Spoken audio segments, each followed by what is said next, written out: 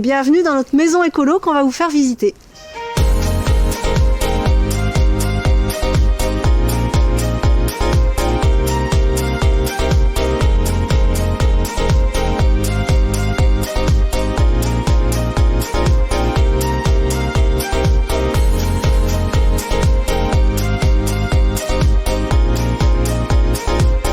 Donc là, c'est notre potager, 100% bio évidemment, avec le compost qui vient l'alimenter et quasiment autonome en légumes. On prend un petit panier à la map et super écolo sinon.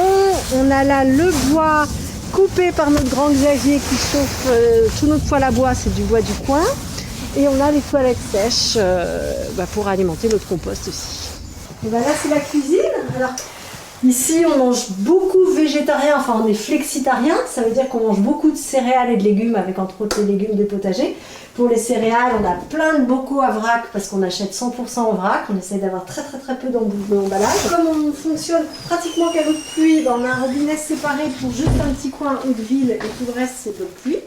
Un secteur important dans la maison écologique, on n'achète pas de bouteilles en plastique, donc toute l'eau est filtrée par un filtre sous évier, un filtre charbon actif et noix de coco. La préparation d'eau de pluie, ça commence par la toiture et les gouttières. Donc on a déjà un pré-filtre en gouttière avec un pare-feuille posé sur la gouttière. L'eau arrive par tuyauterie jusque dans ce réceptacle qui fait 15 000 litres. Selon la pluviométrie, on peut quasiment être autonome en consommation d'eau. Ce dont je me rappelle, c'est que le coût de l'installation, on avait calculé qu'il serait amorti en à peu près 6 ans. Ça veut dire que dès maintenant, toute l'eau qu'on consomme jusqu'à la fin de nos jours, elle est gratuite.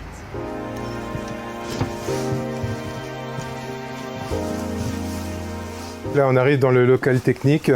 Donc l'eau arrive ici par donc tuyauterie. Elle est chauffée par les capteurs solaires en toiture et en complément l'hiver, c'est la chaudière à grenouiller bois qui fait le complément. Les fumées qui sont générées par la combustion passent dans l'eau, transmettent leur énergie à l'eau et ressortent propres. Donc quasiment pas de microparticules. L'isolation, c'est un secteur clé de la maison écologique. Donc dans cette maison en toiture, on a 30 cm d'isolation et en mur également 30 cm. Au salon, c'est le poêle à bois qui chauffe toute la maison.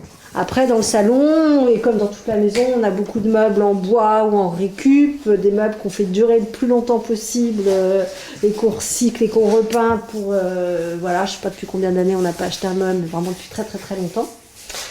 Et puis on a fait comme dans toute la maison, attention aux matériaux de décoration, donc c'est de la peinture à l'argile ici, c'est de l'enduit à la terre là, c'est du parquet massif là, avec un traitement aux huiles et cires naturelles. Alors pour la salle de bain, qu'est-ce qu'il y a de spécial? Alors déjà on n'utilise pas de produits ménagers, on a juste du savon noir qui fait tout dans la maison. On est sur de l'eau 100% filtrée, c'est-à-dire qu'elle n'est pas potable, c'est-à-dire qu'il y a un petit mot qui prévient les invités que c'est pas de l'eau à boire. On peut dire aussi c'est qu'au niveau des produits cosmétiques, moi je fais pratiquement tous mes produits et pour Manon pareil avec des produits naturels, en fait je fais mes petites mixtures avec de la cire d'abeille, avec des huiles essentielles.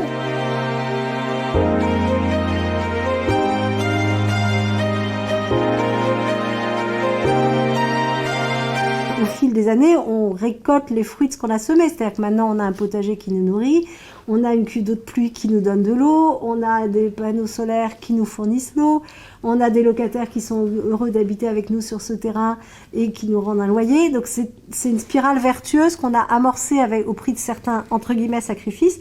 Mais sacrifice, ça veut dire faire du sacré. Et on a aussi créé quelque chose de très positif. Ouais, des fois, tu trouves ça chiant quand même. T'aimerais bien qu'on soit normal. Mais des fois, je me dis que c'est bien aussi. Avant, en fait, je préférais largement aller chez mes copines. Enfin, je trouvais ça bizarre que mes parents ils fassent ça et tout ça. Maintenant, je comprends mieux. Enfin, je comprends pourquoi est-ce qu'il faut être plus écologique. C'est bien beau que nos parents ils s'en occupent, tout ça, parce que c'est nous qui allons habiter dans la planète du futur. Donc, c'est nous aussi qui devons nous en occuper.